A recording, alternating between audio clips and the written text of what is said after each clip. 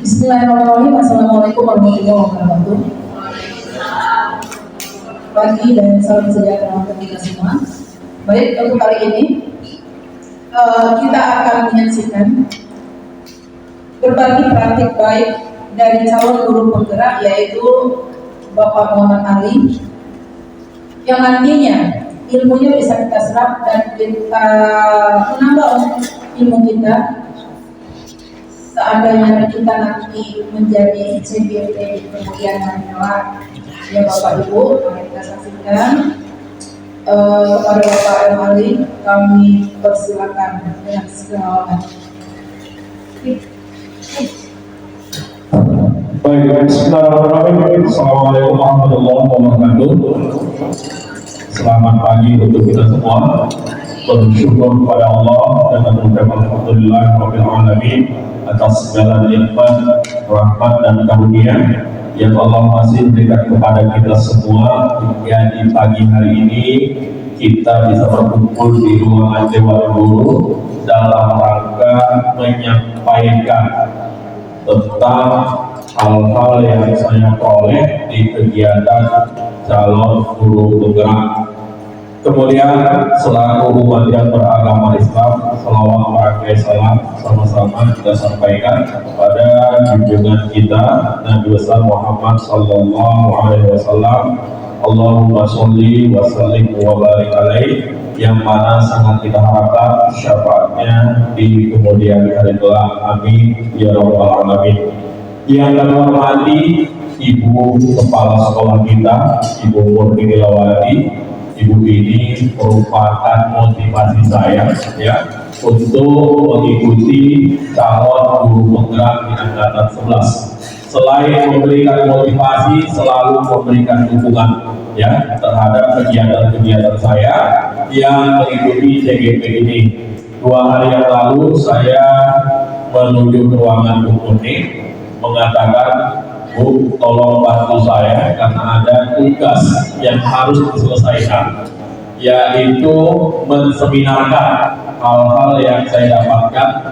Kurang lebih sudah 3 bulan saya mengikuti CGP ini, ya, tentang budaya positif yang ada di sekolah SMK Negeri 6. Alhamdulillah untuk 3 bulan pertama ini saya dengan teman-teman yang lain yang mengikuti CGP sudah menyelesaikan 1 modul dan karya nyatanya harus diseminarkan. Bukan hanya saya sendiri, semua yang ikut CGP untuk penyelesaian 1 modul pertama ini harus diseminarkan. Boleh dengan seminar secara offline seperti ini tatap muka, boleh juga seminar melalui online atau daring, terserah oleh CGP-nya masing-masing.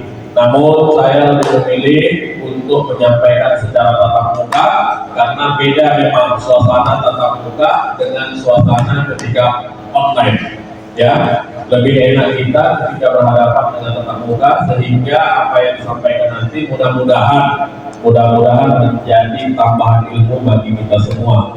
Jadi sangat beruntunglah kita ya memiliki kepala sekolah seperti Bu Murni yang gampang. Artinya gampang, sudah saya katakan gampang. 2 hari lalu silakan cek kapan kau mau buat, ya. 2 hari lalu hari Kamis, ya. Dan semalam sudah saya buat apanya semua persiapannya, dan hari ini bisa diselenggarakan di SMK Negeri 6. Sekali lagi Bu, atas nama pribadi berterima kasih kepada Ibu yang telah selalu mendukung untuk kegiatan saya mengikuti CGP angkatan 11 ini. Kemudian kepada Ibu Wakil Siswa Bu Dijan yang hari ini berhadir dengan kita, Ibu Kajur, Bu Kristin dengan Bu Khairani juga berhadir dengan kita, Bapak Ibu Guru yang berhadir pada pagi hari ini untuk mendengarkan diseminasi kegiatan CGP saya. Oke, yang ingin saya sampaikan pada pagi hari ini merupakan hal-hal yang sudah sering kita laksanakan, ya, tentang budaya-budaya positif yang ada di sekolah masing-masing. Kita tahu kalau yang namanya budaya itu sebuah kebiasaan yang sudah kita laksanakan, yang bernilai positif. Ada juga budaya yang negatif, ada. ya. Tapi yang ingin disampaikan adalah tentang budaya positif. Mungkin kita setiap pagi sudah membiasakan diri kita, membiasakan sekolah kita untuk melaksanakan kegiatan-kegiatan apel pagi. Itu merupakan budaya yang positif. Ya, mungkin juga ketika kita mau memulai pembelajaran di kelas masing-masing, kita mulai dengan berdoa. Berdoa merupakan salah satu budaya juga, budaya yang positif yang sering kita lakukan. Kemudian juga hal-hal yang lain, ya, yang banyak contohnya, termasuk tentang kebersihan kelas, melihat kedisiplinan siswa, itu semua adalah contoh dari budaya-budaya positif. Namun nanti selain ada hal-hal yang sudah pernah kita lakukan, ada pula nanti yang hal-hal yang harus kita perbaiki. Terutama nanti ada materi tentang pemberian hukuman. Ya, ini juga sekarang ini ada materi tentang hukuman ini harus kita cermati bagus-bagus. Ya, jangan sampai nanti ketika saya sudah menyampaikan materi tentang hukuman ini tetap kita laksanakan, ya ini memiliki efek yang negatif. Ya, baik Bapak Ibu, ya sebelum kita memasuki materi saya boleh minta tolong sebentar? Boleh? Boleh kita berdiri sebentar? Karena tahapan yang pertama ada yang namanya ice breaking. Gitu dia. Siap lagi ini. Oke. Ice breakingnya, ya. Sudah selesai. Oke. Ice breakingnya gampang saja, ya. Ibu bapak lakukan sesuatu kalau ada kata Pak Ali berkata. Misalnya Pak Ali berkata, pegang kepala, dipegang kepala karena ada kata Pak Ali berkata. Tapi kalau nggak ada kata Pak Ali berkata, jangan dilakukan. Berarti bapak ibu tidak konsentrasi. Kita tes dulu konsentrasinya. Kerjakan sesuatu itu kalau ada kata Pak Ali berkata. Nah, kalau nggak ada, kalau ibu bapak kerjakan, berarti ibu bapak pagi hari ini tidak konsentrasi. Nanti akan saya suruh nyanyi. Hadiahnya ada lagi nasi kotak. Oke, mulai ya. Gampang, simple. Tapi ketika ini saya buat di kelas masih banyak yang tak konsentrasi. Kerjakan kalau ada kata Pak Ali berkata. Oke, kita mulai. Pak Ali berkata, pegang kepala. Pak Ali berkata, pegang telinga. Pegang kepala.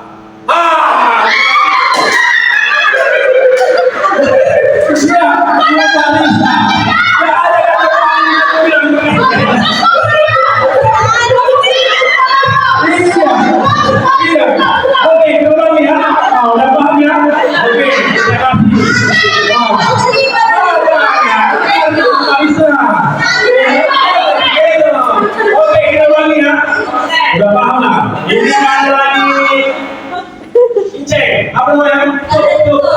Cuk lagi. Nggak ada tes lagi. Udah kita akan hukuman ya. Nomor lawan Indonesia Raya. Oke ya, kita mulai. Pak Ali berkata, pegang kepala. Pak Ali berkata, turunkan tangannya. Pak Ali berkata, pegang tangan kanan dengan tangan kirinya. Boleh enggak? Oke, semuanya.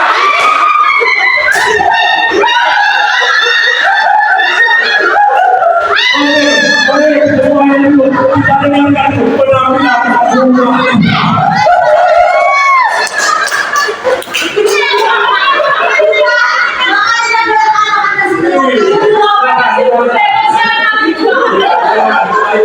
Yang ini boleh dulu.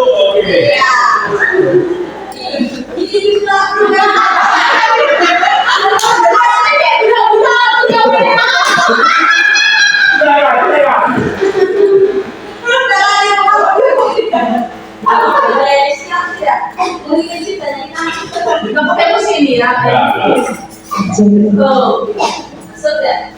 Indonesia tanah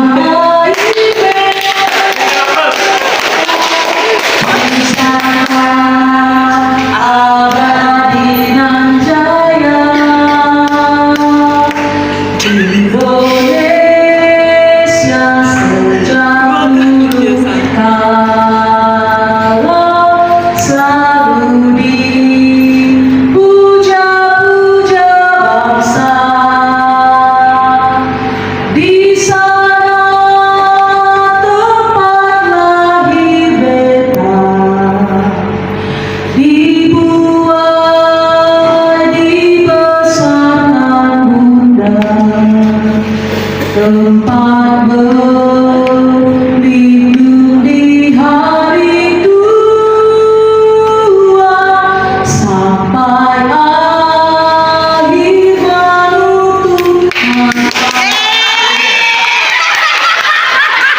Iya, berikan aplaus untuk wanita. Ya, terima kasih untuk wanita. Kasih orangnya. Kasih orang. Ya, karena kita sudah jalan tadi ya. Ya, sekali terima kasih wanita. Terima kasih ya. Baik, Bapak Ibu, lanjut kita ke materi budaya positif. Itu tadi hanya sedikit untuk penyemangat pagi hari ini. Ini ada sebuah pertanyaan sepele, tapi kalau saya sudah menelitinya, banyak siswa yang tak bisa menjawabnya. Wallahu a'lam di guru. Ya, coba kita lihat slide yang pertama. Dalam bilangan 1 sampai dengan 100, dalam bilangan 1 sampai dengan 100, bilangan 1 sampai dengan 100, 1, 2, 3, 4, 5, 6, 7, 8, 9, 10 sampai dengan 100. Ya, dapat saya sepanjangnya ya. 1, 2, 3, 4, 5, 6, 7, 8, 9, 10, 11, 12 sampai dengan 100. Coba lihat di bawahnya. Berapa kali kita temukan angka 7? Siapa yang bisa jawab secara cepat? Bilangan 1 sampai dengan 100, berapa kali kita temukan angka 7? 11. 11.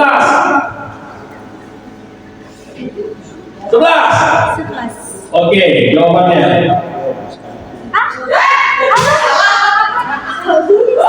Bisa 20. Kita buktikan. Dia akan orang tua ibu dulu. Ya. 1 di antara 1 sampai 10 ada angka 7. 7 satu kali. 20, 11, 50, 17. 2. Enggak? Oh iya. 21 sampai dengan 30, 27. 3. 31 ke 40, 47. 4.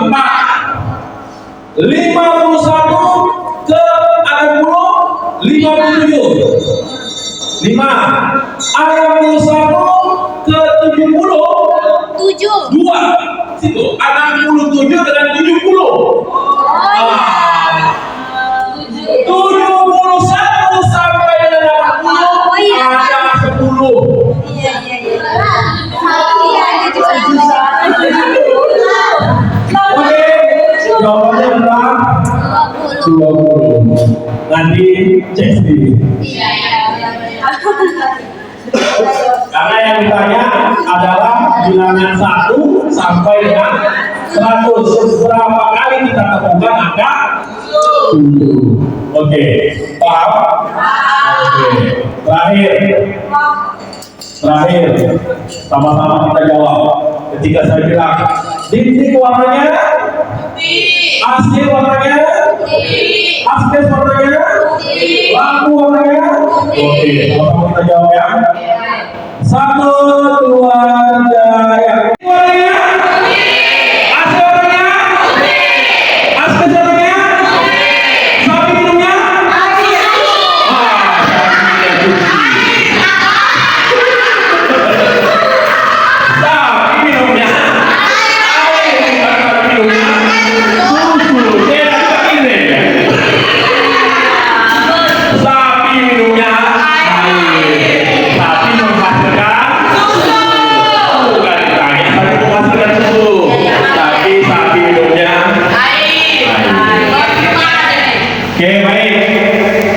Bapak Ibu, yang pertama, ya, ini merupakan hal yang sudah tahu kita mungkin, ya, apa itu budaya positif?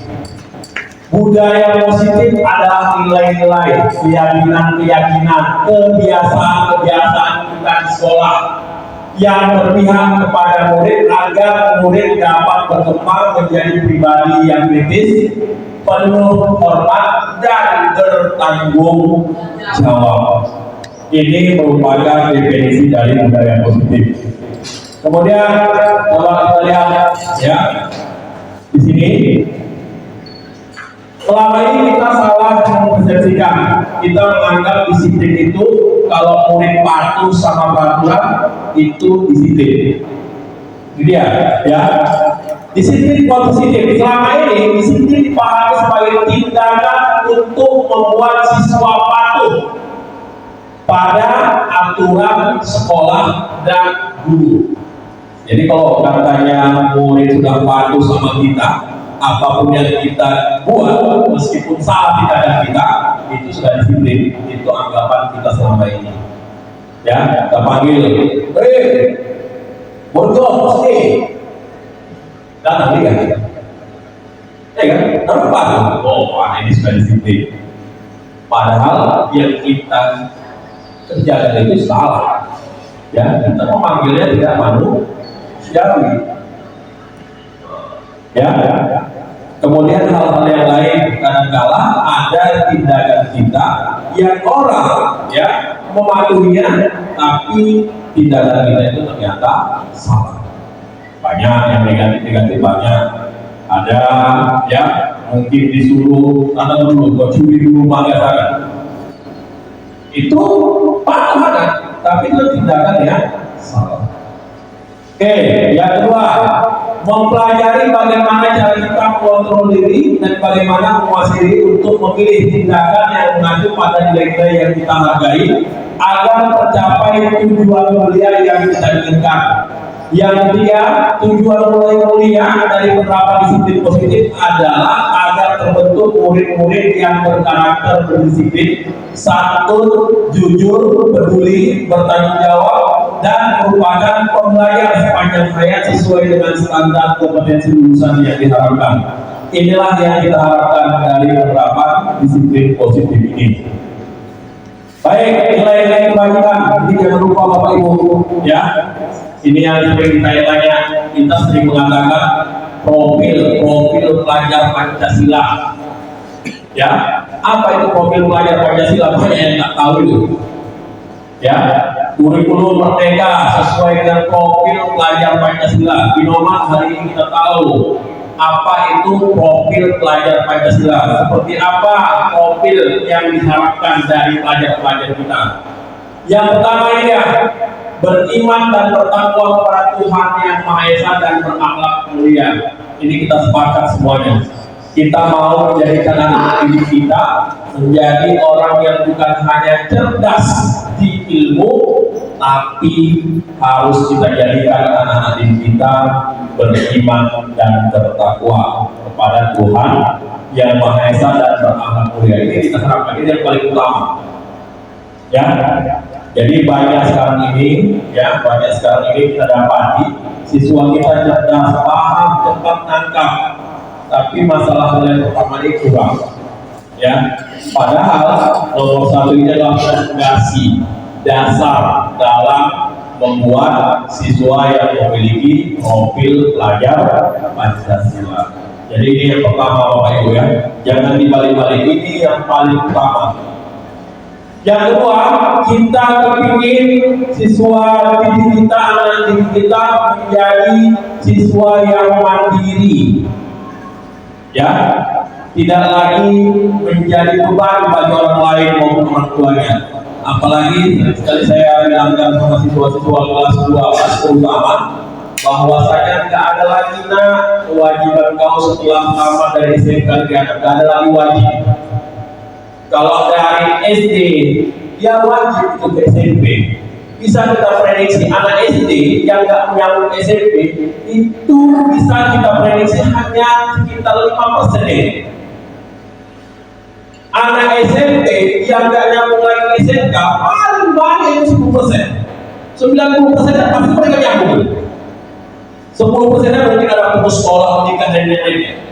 Tapi rata-rata 90% itu pasti nyambung ketika SMA, SMK, MA, pesantren dan lain-lain. Tapi bayangkan ketika kau tamat SMA, SMK, ya, MA, madrasah aliyah, pesantren, apakah 90% lanjut? Tidak. Apakah 80% masuk ke perguruan tinggi? Tidak. Ya, saya punya kawan di SMA Negeri 1 Tanjung Balai yang katanya SMA paling tua. 1 tahun itu mendapatkan setengah saja murid mereka yang kelas 3 tamatan nyambung, itu luar biasa. 50% saja luar biasa. Ya, luar biasa. Saya dulu tamatan SMA Negeri 1 Kisaran. Yang menyambung dari SMA 1 Kisaran 50% saja udah paling kali. Ya, udah paling kali sejak SMA 1. Kita lihat sekolah kita. Itu datanya ada mungkin sama lampu merah. Setiap kalinya kita tanya kemana. Siswa kita setiap tahunnya di atas 100 yang tamat, di atas 100. Ya, apakah 50 orang ada yang kuliah? Tidak. Paling jago 20 udah jago kali. Jadi Pak, kemana yang selanjutnya? Ya, masing-masing punya tujuan. Ada yang bekerja, ada yang menikah, ada yang pengangguran, dan yang lainnya. Masing-masing punya tujuan. Dan apa? Karena kalau yang namanya setingkat SMA, SMK, MA, ada lagi kewajiban. Kita masih dengar, ya, ingat dan mendengar ada istilah wajib belajar 12 tahun. Yang 12 tahun itu bukan dihitung dari TK, bukan dihitung dari PAUD. 12 tahun itu dihitung dari SD. SD itu 6 tahun, SMP itu 3 tahun, SMA itu 3 tahun. Kalau kita totalkan itu 12 tahun, itulah yang wajib. Makanya ketika tamat SMK, ada kuliah itu kan kewajiban lagi. Kuliah bukan kewajiban. Terserah itu. Kalau ibaratnya orang bisa mengatakan sunnah, mau dikerjakan, ditinggalkan, tapi dia tak berdosa. Kenapa? Dia mau bekerja. Ya, makanya ketika anak kita, apalagi SMK, harus kita tanamkan sikap mandiri. Ini dia. Banyak yang sudah memiliki sikap mandiri, termasuk ya di kelas 12 itu saya sekali, ya, waktu ngajar pernah bertanya sama siswanya, apa kegiatanmu setelah pulang sekolah? Pak, saya bekerja Pak. Si Ade, Pak, saya jual apa? Oh, bekerja di lapangan pasir. Ada yang jualan jus, ada yang kerja dorsmir. Ya, di matematik 1, karena kebetulan saya masuk di situ. Saya tanya apa kegiatanmu setelah pulang sekolah? Ternyata mulai ada terbentuk di pikiran mereka bagaimana hidup mandiri. Bahkan ada juga beberapa orang tua kita yang sudah tak punya orang tua, mereka mandiri ya. Ya, makanya kita mengusahakan, kita kan sebagai guru, kita harus bisa memotivasi ya kepada siswa-siswa kita agar bisa hidup mandiri. Yang ketiga, nih, perkenalan kritis. Ya, ini yang kadang-kadang kita nggak terima, ya, dengan sikap yang bernalar kritis. Sebenarnya ini harus kita tanamkan ini, ya. Tapi kita nggak terima ketika kita didikte. Makanya, ya, saya kepada Bapak Ibu Guru, kalau ada anak yang bernalar kritis, punya wawasan luas, itu terus kita kembangkan. Tapi tetap kita pakai, mana tahu cara menyampaikan yang salah. Kalau pemikiran yang kritis, itu harus kita apakan terus ini. Tapi kalau kita ada yang kritis, jauh juga kita.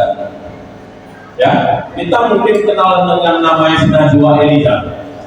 Luar biasa, kritisnya luar biasa. Tapi satu kekurangannya, cara menyampaikannya salah, cara menyampaikannya tidak tepat. Tapi kalau nalarnya kita kembangkan. Sekarang dia masuk ke Winsu, belum lagi menjadi mahasiswa, sudah mengikuti kegiatan-kegiatan di sana. Dan hal-hal seperti itu yang kita harapkan siswa-siswa kita yang bernalar kritis. Tapi tetap kita bimbing dengan cara penyampaian. Yang keempat, ada yang namanya kreatif. Oh, ini ya kita jumpai di kelas ini. Ketika mungkin presentasi, membuat karya, ya pasti kita jumpai mana yang kreatif, mana yang sedang-sedang saja, mana yang sama sekali tak punya andil. Yang kalau tadi ada tuh pasti kita jumpai. Jadi gimana kali kalau yang tak punya andil, ya kita sesuaikan saja dengan kemampuan dia. Apa yang dia mampu? Ya, sama kayak itu Bapak Ibu ketika saya ngajar pelajaran tentang polu, nanti membuat yang namanya presentasi, ya mungkin kita semua merasakan itu. Ada yang presentasi biasanya bercakap, kalau bisa diborong dalam semua. Ada yang hanya sekedar bercakap sedikit aja. Ada yang berkata, ketika bercakap tak terucapkan dia. Jadi bagaimana penilaian? Apakah kita kasih nilai 0 sih yang bisa ini? Enggak, kita cari solusi yang lain. Apa yang bisa dikenakannya? Ya, yang menunjukkan bahwa dia menjadi siswa yang kreatif. Kemudian yang kelima, ya, ada yang namanya gotong royong. Ini kerjasama. Ini mungkin sudah pahamlah kita penerapannya. Ya, kita berusaha gotong royong ini bukan hanya penerapannya kebersihan, bukan. Sekarang ini Bapak Ibu, ya, jangan anggapan kita gotong royong ini kebersihan kelas, kebersihan di sekolah, bukan. Sekarang ini gotong royong itu bisa juga dilakukan dalam hal pembelajaran. Ya, kalau sekarang ini, ya, kita sering menerapkan yang namanya teacher centris. Ya, hanya berpusat kepada guru, gurulah yang ngomong, gurulah yang apa, siswa diam aja, nggak boleh ngasih pendapat. Yang saya dapatkan sekarang ini hal tersebut harus bisa kita terapkan, teacher centris. Yang harus kita terapkan sekarang ini adalah student center. Bagaimana pusatnya bukan lagi kepada guru, tapi pusatnya kepada siswa. Ya, pusatnya kepada siswa, termasuk dalam hal gotong royong ini. Ketika ada materi pembelajaran, yakin dan percaya kita, ada siswa yang cepat menangkap pelajaran, apalagi pelajaran-pelajaran eksakta. Ada siswa yang agak sedang-sedang saja, ada yang paling sensitif melakukan ini. Ya, di penerapan gotong royong, bagaimana siswa yang cepat menangkap tersebut, itu kalau bisa dialah yang menolong kawan yang menangkap. Karena kalau kita semua nggak sanggup kita, berapa lama waktu yang harus kita kerjakan? Sementara kita punya waktu satu lesson 45 menit atau 40 menit. Kalau kita mengajari mungkin ada 5 yang kurang paham, ya nggak siap-siap materi. Tapi kita memberdayakan siswa yang ngerti ini supaya memberikan bantuan kepada kawannya yang tidak mengerti. Itulah prinsip gotong royong sekarang ini. Jadi jangan salah kita menganggap gotong royong yang kebersihan sekolah, kebersihan kelas. Kalau bisa dalam pembelajaran juga harus menerapkan prinsip gotong royong. Ya, nggak ada istilah dulu kata polit kecuali waktu ujian. Waktu ujian ya untuk menguji kemampuan siswa. Tapi kalau dalam hal pembelajaran kita usahakan saling bergotong royong supaya mereka bisa menyelesaikan masalah yang kita berikan. Yang terakhir, ini profil Pancasila yang terakhir ini yang harus kita terapkan selalu, berkebinekaan global. Artinya di sekolah ini kita memiliki berbagai macam suku. Kita memiliki agama yang bukan hanya satu. Kita memiliki latar belakang yang berbeda-beda. Ada yang latar belakang orang tuanya ayahnya nelayan. Ada yang latar belakang orang tuanya petani. Ada yang latar belakang orang tuanya PNS, polisi, tentara. Ya. Bagaimana supaya mereka jangan ada merasa dia yang paling hebat. Oh, karena kami Islam, kamilah yang berkuasa di negeri anak. Tak boleh. Oh, karena kami anak orang kaya, Kami nggak mau berkawan dengan anak-anak susah. Ayah itu uang kasih, nggak boleh. Ya, ini tugas kita bersama ini. Bagaimana kita tetap menciptakan keharmonisan di antara kita semua. Ya, perannya siapa ini? Peran seorang guru, terutama wali kelas. Untuk menciptakan profil pelajaran Pancasila ini haruslah kita berkolaborasi bersama. Haruslah kita bekerja bersama-sama supaya yang anak profil pelajar Pancasila ini bisa kita terapkan di SMK Negeri 6 Tanjung Balai. Ya, mungkin ini penjelasan yang sudah saya sampaikan kepada Bapak Ibu tentang profil pelajar Pancasila. Jangan tadi nanti ketika ada pengawas dan lainnya bertanya apa itu profil pelajar Pancasila, kita nggak tahu sama sekali. Karena inilah sekarang fondasi pendidikan. Ya, fondasi pendidikan sering bertanya profil pelajar Pancasila. Dibuat lagi lagunya ada, marsnya ada, di kurikulum ada.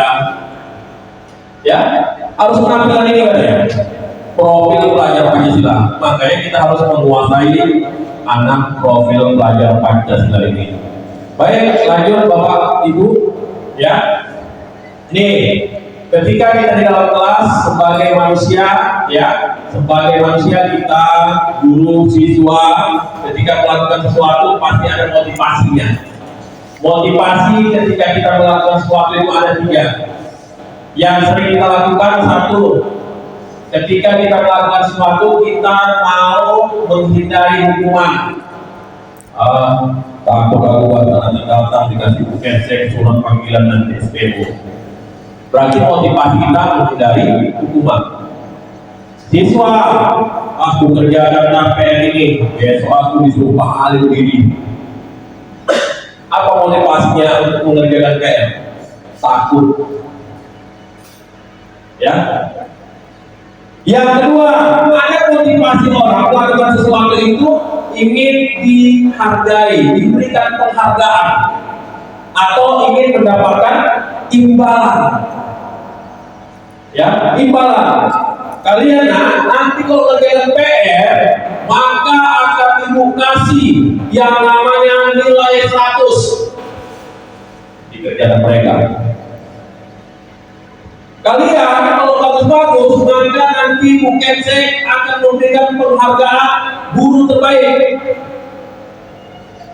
Wah, keren kita. Oke, itu motivasi pasti ada dalam diri kita ini. Ingin mendapatkan penghargaan. Aku kelasku bola cantik supaya apa? Supaya kelasku menjadi juara. Ingin motivasinya penghargaan. 2 motivasi ini adalah motivasi yang berasal dari luar. Namanya motivasi eksternal. Berasal dari luar. Boleh, silakan saja. Tapi bagaimana kita mengusahakan motivasi itu berasal dari dalam diri kita sendiri. Makanya yang ketiga inilah yang terbaik. Ada motivasi internal untuk menghargai diri kita sendiri. Datanglah aku coba supaya ditengok Bu Kensek. Itu masih motivasi eksternal. Tapi kalau kita datang cepat, karena itu merupakan kewajiban, dari sini aku hidup, dari sini aku membiayai anakku sekolah, dari sini aku bisa mengasih makan anak-anakku, itu sudah timbul yang namanya motivasi internal dari diri kita sendiri. Kita tak perlu mengharapkan hukuman atau penghargaan dari orang lain. Makanya ya sama-sama Bapak Ibu, bukan di sini saya mengajari Bapak Ibu ya ini sok kali Pak Ali ini. Kita sama-sama memperbaiki diri, ya sama-sama memperbaiki diri, ya. Karena ini ilmu yang saya dapatkan saya sampaikan kepada Bapak Ibu semua supaya ini ada manfaatnya juga.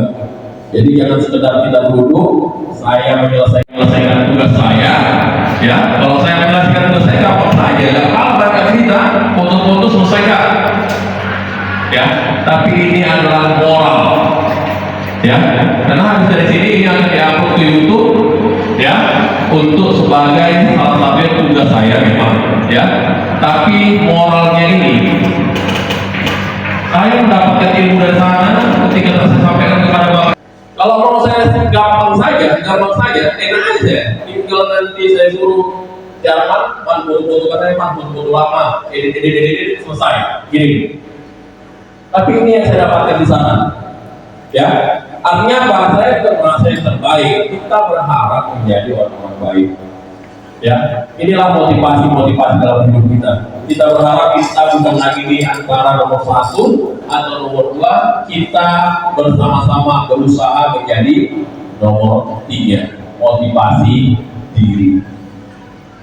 Selanjutnya,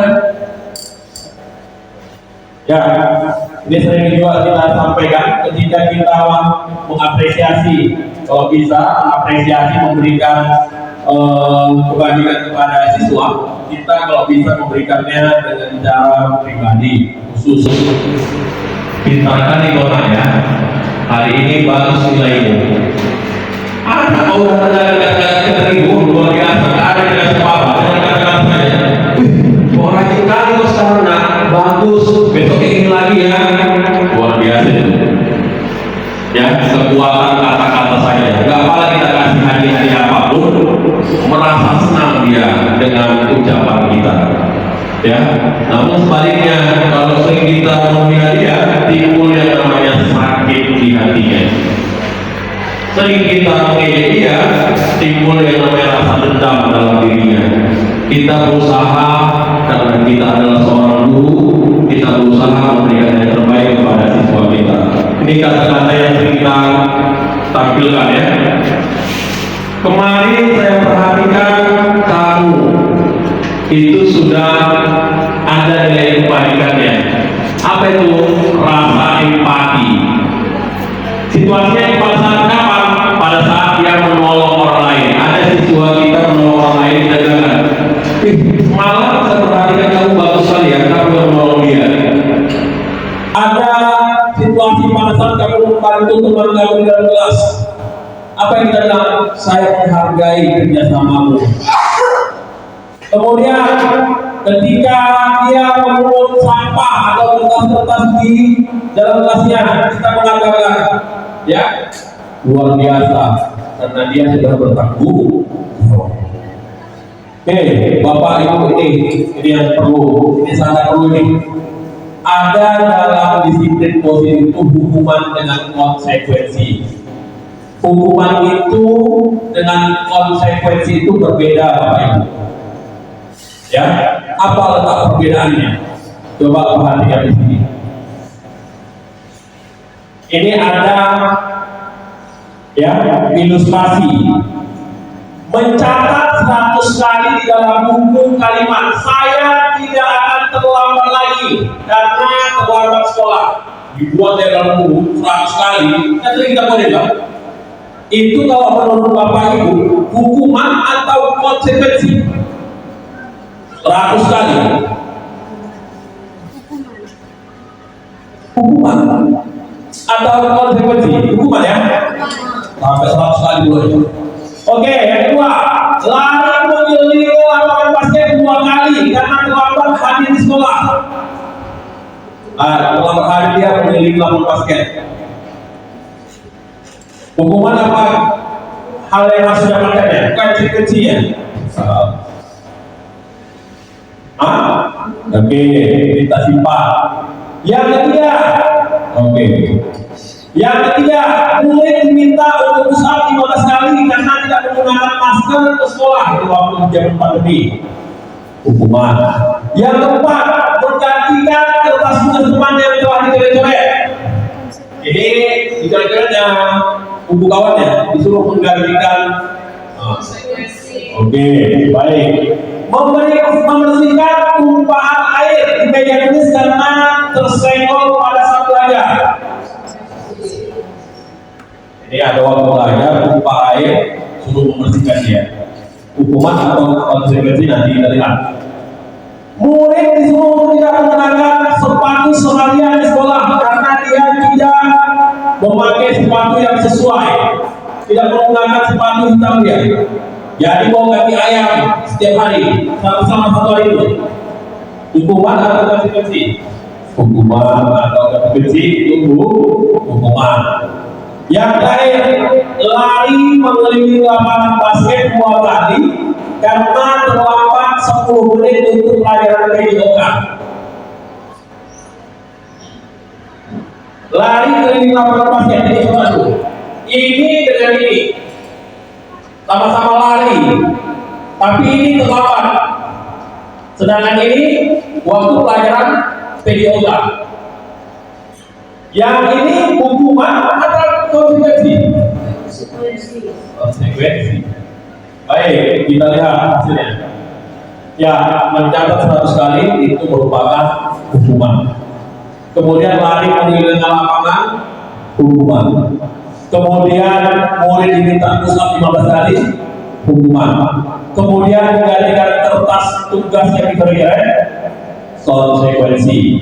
Kemudian membersihkan tumpahan air di meja tulis, konsekuensi. Kemudian murid disuruh untuk menggunakan sepatu, tidak menggunakan sepatu seharian karena tidak menggunakan sepatu hitam, hukuman. Terakhir berolahraga, konsekuensi. Pertanyaannya, apa beda hukuman dengan konsekuensi? Letaknya simpel. Kalau hukuman itu bernilai negatif, konsekuensi positif. Ya. Hukuman itu kadang-kala menyakitkan, konsekuensi itu mengajari anak untuk bertanggung jawab.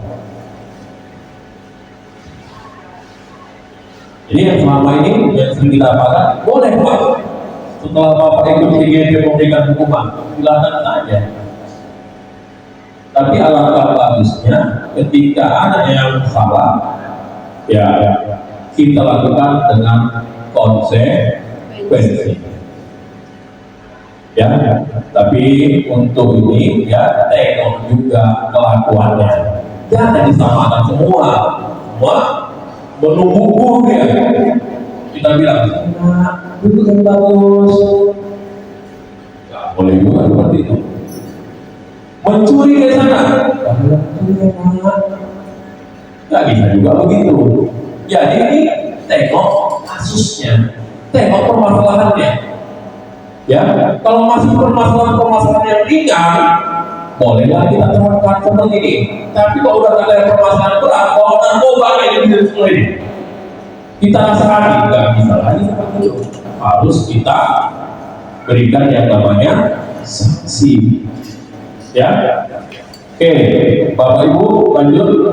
Ya, ini dia, silakan dibaca sendiri apa itu perbedaan hukuman dengan konsekuensi. Sesuatu yang menyakitkan itu hukuman. Ya, sesuatu yang menyakitkan itu hukuman. Kalau kita nyuruh anak berlari sampai dengan 20 kali, 30 kali, kita menyakitkan itu. Bahkan saya pernah menghukum, kalau buat tadi penginan dulu, Pak Ali waktu di SMK Negeri apa? Ini yang dilarang ini beda dengan di SMK Negeri apa? Betul, ya. Dulu masa-masa saya di SMK Negeri apa itu masa-masa masih muda, layak, belum menikah, luar biasa organisasi sana dulu, ya. Mencekik leher anak pernah lagi,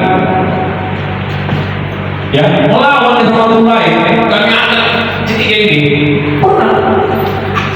Ya, kalau mau nyuruh keliling lapangan berlari atau memukul, melibas pakai roll, pernah. Menengok Pak Ali, kalau dari jauh saya sudah kayak nengok hantu atau begitu. Tapi apa yang terjadi? Ya, ketika kita berbuat seperti itu, kita merasa kita akan benar, tapi kita tak pernah benar. Ya. Saya pernah mengangkat bajuan sampai langit ya, coach itu orang, tapi giginya luar biasa. Sampai umur berpikir kita, masalah leher anak itu. Jadi beban sama kita. Ya, cedera apa enggak dia? Apalagi dengan peraturan sekarang ini. Mana lebih elok ketika dia berbuat meskipun dia sudah di luar nalar kita. kita panggil orang tuanya, kita bilangkan kelakuan anaknya. Kalau orang tuanya mau menghukum dia, silakan. Tapi usaha kita memanggil orang tuanya. Ada di rumah kita, balik lagi rumah berpikir-pikir, kenapa lari tadi ya? Kayak mana kejadiannya ya? Kayak mana akibatnya ya? Tidak ada. Kalau dipukul orang tuanya yang bertanggung jawab.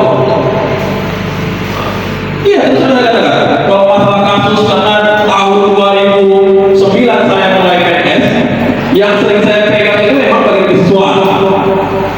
Jadi kalau pengalaman itu saya jadikan pelajaran di semua.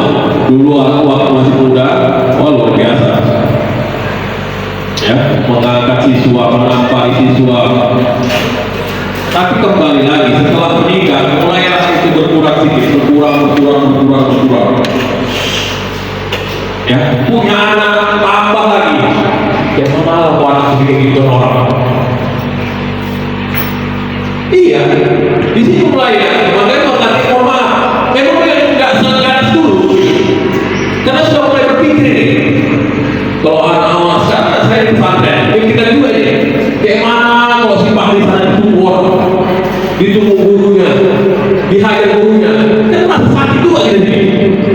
Nggak terima gitu. Tapi kayak mana kalau sampai anak saya berbuat salah, nasihati. Ya, terima ya, terima. Makanya jangan heran, Bapak Ibu yang saya hormati, kalau bisa, sekarang ini hukuman yang berupa fisik itu, cobalah kita kurang-kurangi. Kalau sudah memang di luar batas normal kita berusaha mencari solusi yang lain. Diskusi sama guru yang lain, ya, cari solusi lain. Jangan sempat kita sedang bermain di area fisik. Ya, makanya terus mengatakan, saya paling sama Pak Anies sama, suara saya bosan sekali. Tapi mudah-mudahan dengan suara yang bosan, jiper juga ada itu. Takut juga suara yang besar, mata yang melotot. Ya, mudah-mudahan. Ya, jangan dibilang saya tidak pernah mengumpuli siswa. Disebutkan kiamat bahkan di sini hari itu. Ya, pernah kami keliling sama Pak Amin, yang anak kita kelompok dan anak, kami ketemu itu, satu Pak Amin, Pak An, Pak Amin, tak bisa ngapain. Kami hajar satu-satu, habis dihajar pulang, panggil orang tuanya, untungnya ada yang kebal. Kawan kebal kan, tak pernah ngasih tahu sama orang tuanya. Ini ada di piara ini sekarang ini anak kebal. Anak manja, ini yang kita takutkan. Naas kita dapat yang manja ini yang kita takutkan. Gak ada benarnya kita akan dilakukan, meskipun kasusnya benar, tapi tindakan kita itu gak benar. Ya, jadi kita harus bisa memilah mana yang namanya hukuman, mana yang namanya konsekuensi. Ya, di atas konsekuensi yang terakhir materinya adalah bagaimana restitusi. Ini di atas konsekuensinya. Tadi hukuman itu yang paling rendah itu. Yang sedang-sedang aja konsekuensi. Yang paling atas yang sekarang ini lagi digaung-gaungkan ini restitusi. Apa ini? Bagaimana membuat itu merasa bersalah dengan kegiatan kelakuannya dan dia mencari solusi sendiri. Ya, mencari solusi sendiri atas kesalahannya dan berjanji tidak akan mengulangi kesalahan yang sama. Ini adalah itu sendiri yang mencari solusinya. Inilah tingkatan yang paling tinggi. Bagaimana ketika ada yang bermasalah, nanti akan ada kasus yang sudah saya buat di SMK Negeri 6, ya, karena ada materi tentang restitusi, disuruh membuat video bagaimana pemecahan masalahnya. Ya, ada video yang saya nanti tentang restitusi ini. Bisa nanti kita jadikan sebagai pembelajaran. Tapi kan, ya, untuk hukuman konsekuensi restitusi terlihat dari kasusnya, jangan disamakan semua kasusnya. Ketika ada anak yang sudah melakukan tindakan kriminal, mau dikasih konsekuensi, restitusi, diceramain, tak laku. Harus kita panggil pihak ketiga, boleh orang tuanya, boleh pihak berwajib. Ya, ini tingkatan yang terakhir, restitusi namanya. Bagaimana seorang anak bisa menyadari perbuatan itu ternyata salah dan harus memperbaiki. Jangan memperbaiki diri sendiri, jadi solusi gimana? Berasal dari dalam diri dia sendiri. Ya, inilah dia yang nanti akan saya tampilkan kegiatan saya restitusi. Kemudian, ya, ini juga kewajiban sekarang Bapak Ibu. Ya, sekarang ini kewajiban sekarang ini. Semua sekolah sudah menjalankannya. Ketika pertama kali kita, tapi ini sudah terlewat tadi. Pertama kali ajaran baru mengenal murid di kelas itu, kita harus membuat yang namanya keyakinan kelas, kesepakatan kelas. Ya, ini mudah-mudahan nanti di ajaran baru kita kerjakan ini. Ada yang namanya keyakinan kelas atau kesepakatan kelas, ada yang namanya kesepakatan sekolah. Kalau kelas kan masih ruang lingkup kelas. Yang paling depan siapa? Ada kesepakatan kelas antara kelas dengan wali kelasnya. Ada yang paling kecil lagi kesepakatan antara siswa di kelas dengan guru mapelnya. Karena kita kan ada guru mapel. Saya masuk di kelas 10 marketing 1, Bu Krisi masuk juga. Kesepakatan kami boleh tidak? Boleh. Saya bilang, nah kalau nanti tinggal 10 menit, jangan lagi masuk. Kalau Bu Krisi, nah kalau terlambat 5 menit, jangan lagi masuk. Itu kesepakatan kami. Beda. Makanya ada yang paling penting kesepakatan sekolah. Kalau katanya kesepakatan sekolah, berarti semua warga sekolah mematuhinya. Kesepakatan kelas berarti antara guru wali kelasnya dengan siswanya. Ada lagi kesepakatan kelas antara guru mapel dengan siswanya. Ya, kesepakatan kelasnya apa? Sebelum guru menyampaikan materi harus sepakati. Kalau saya sudah saya jelaskan itu. Apa saya jelaskan? Mungkin Bapak Ibu pernah melihat. Kalau saya masuk, jangan saya ngajar, saya masuk kelas, jangan ada siswa yang masuk lagi. Makanya ketika saya mengajar, disebut lagi. Karena sudah ada kesepakatan. Tapi kesepakatan ini jangan kita yang otoriter, jangan guru yang otoriter. Kita kesepakatan ini kita ajukan dari siswa. Apa kesepakatan kelas kita? Pak, kalau yang pertama sebelum belajar kita berdoa Pak. Yang lain jawab, Pak, kalau kelas harus bersih ya Pak, waktu mau belajar. Yang lain jawab, Pak, buku harus sampul. Semua apa yang dibicarakan sesuai itu kita tampung. Kemudian kita tanyakan, ini setuju kalian? Sebelum kita belajar berdoa, kalau kita belajar pertama setuju, setuju Pak. Oke. Buku harus sampul, setuju? Enggak Pak. Kita buat. Setelah kesimpulan itu baru kita bacakan, fungsi membacakannya. Kesepakatan kelas pelajaran Pak Ali 1, 2, 3, 4, 5 dah ditandatangani. Kalau saya suruh mereka buat di buku catatannya. Di lembaran pertama itu dia. Kalau dia nanti melanggar, coba tengok kesepakatan yang sudah kita buat. Ada tanda tangan lunak, sehingga merasa apa dia? Merasa, oh iya salah. Harus mengerjakan PR. Ternyata tak dikerjakan ya. Tengok bukunya nak. Karena saya tidak studi. Kalau wali kelas nggak bisa ditempelkan sama salin di apa ya? Di dinding-dinding ya. Kalau guru tidak studi, mungkin di buku lain bisa buat ya. Kenapa? Kalau semua tidak studi membuat kesepakatannya, kesepakatan Pak Ali, kesepakatan aduh nanti gitu. Ya, jadi itu Bapak Ibu, ini kalau bisa mulai tahun depan sudah kita buat ini yang namanya kesepakatan kelas. Ada kesepakatan supaya nanti ketika anak itu berbuat salah, lihat ada kesepakatan yang sudah kita buat bersama. bukan dibuat oleh wali kelas. Oke, baik. Posisi kita sebagai guru ada 5. Kita kadang-kala sebagai guru menjalankan posisi sebagai penghukum sering, ya, menghukum itu sering kita. Kita juga sering membuat siswa merasa bersalah.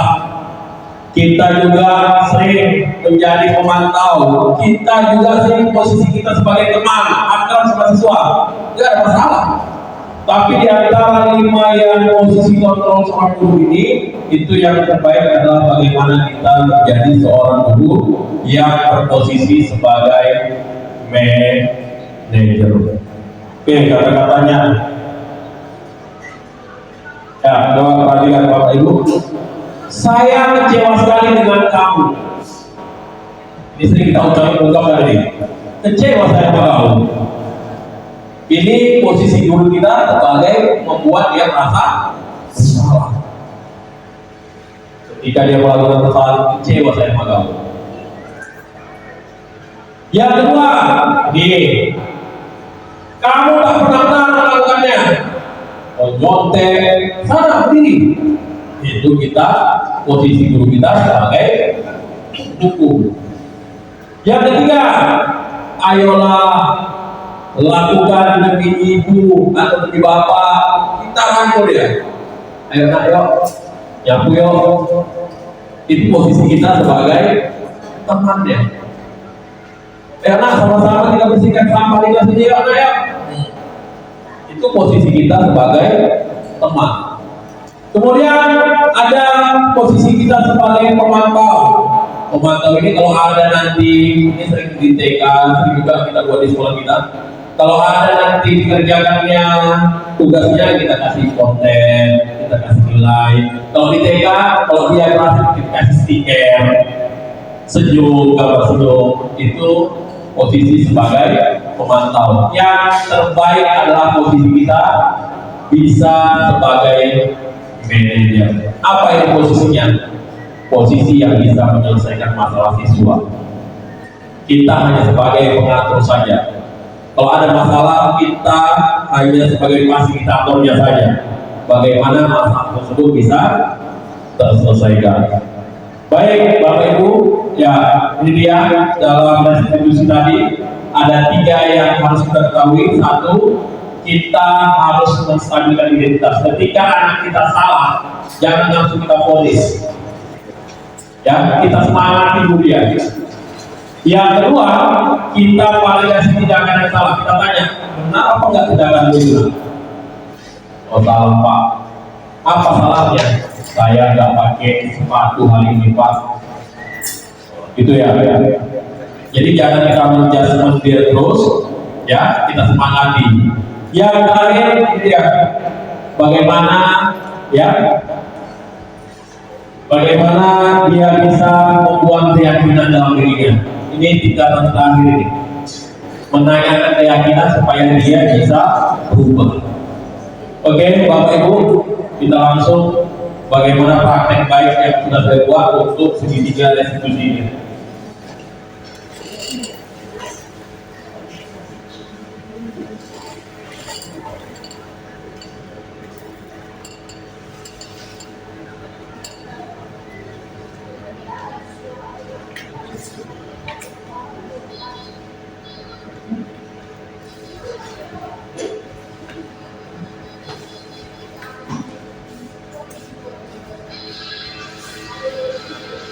Ya, ini ada kasus. Ya.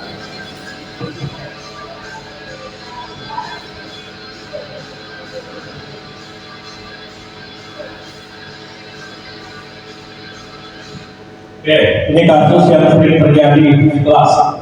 Indra merupakan salah satu siswa kelas 12 di SMK Negeri 6 Kota Tanjung Balai. Pada waktunya pelajaran bahasa Indonesia berlangsung, di saat guru menjelaskan, Indra ketahuan sedang bermain HP, sehingga guru tersebut marah dan kasus ini dilaporkan ke Pak Ali selaku wakil siswa guru. Ya, karena sebelum bekerja ya. Jadi bagaimana penyelesaiannya? Ya.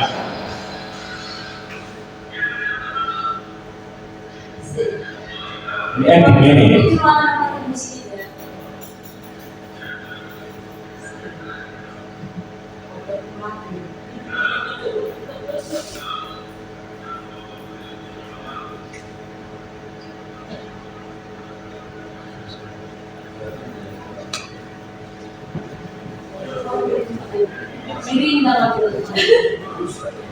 Ya.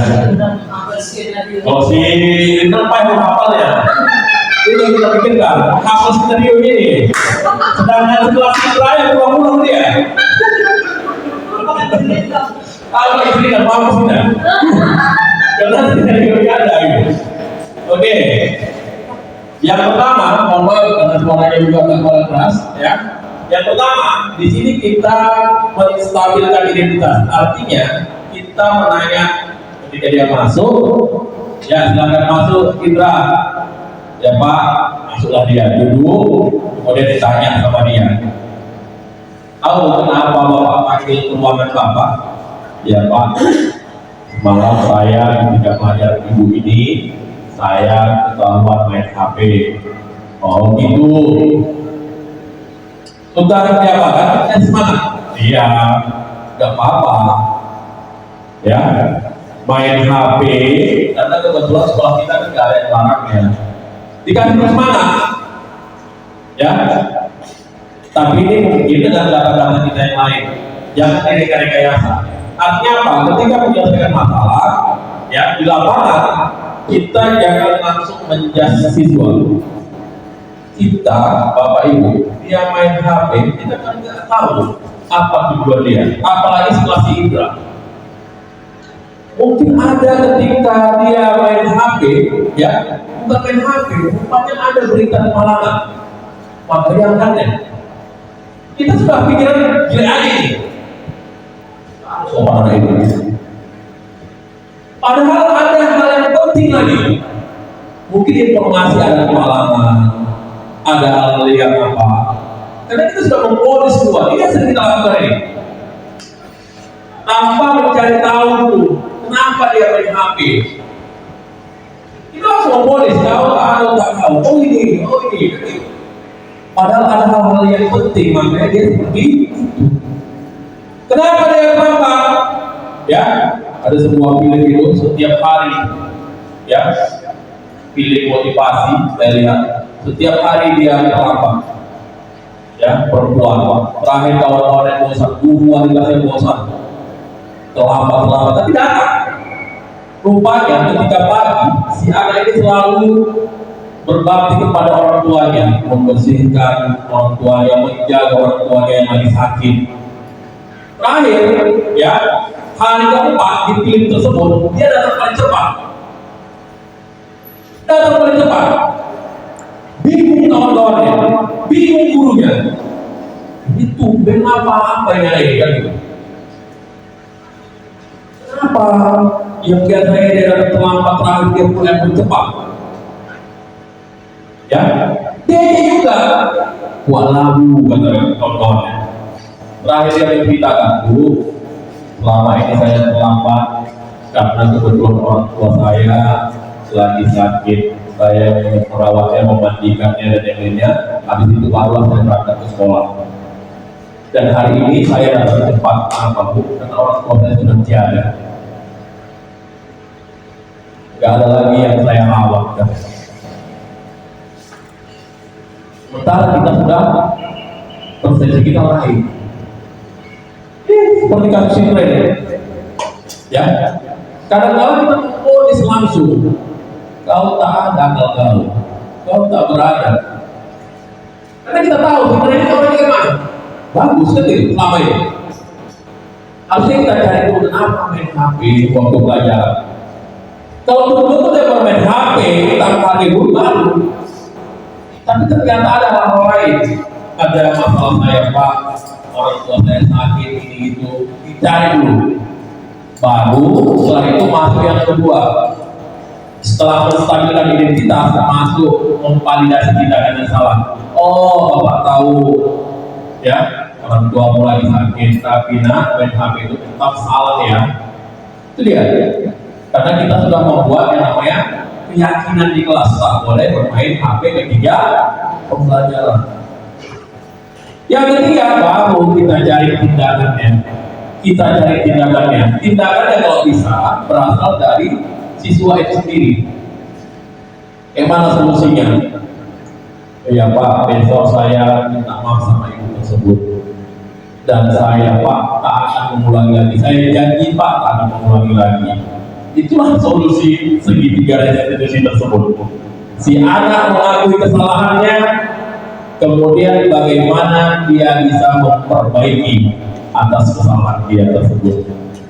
Oke, Bapak Ibu, ya mungkin ini yang bisa saya sampaikan di penerapan budaya positif di SMK Negeri 6 Tanjung Balai ini. Sekali lagi, hal yang saya sampaikan ini menjadi catatan bagi kita semua.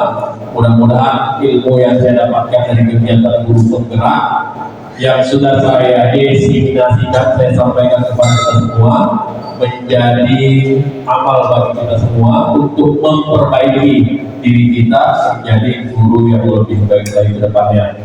Terima kasih saya sebagai calon guru penggerak angkatan 11 yang sudah Bapak Ibu berikan kesempatan untuk menyampaikan budaya positif yang ada di SMK Negeri 6. Mohon maaf juga ketika dalam penyampaian ini ada kekurangan, ada cakap yang salah, ada contoh yang bukan saya sengaja menyinggung hati Bapak Ibu semuanya. Sekali lagi ini untuk kebaikan kita bersama. Atas nama pribadi saya mohon maaf diberikan kemaafan. Sekali lagi kepada ibu dosen kami, Bu Murni, Pak Abdi, Bu Lija, Bu Kayul, dan ibu-ibu yang lain, bapak-bapak yang lain, terima kasih atas kesempatan dan waktunya untuk kegiatan diseminasi saya pada pagi sampai dengan siang hari ini. Saya akhiri dengan ucapan Assalamualaikum warahmatullahi wabarakatuh.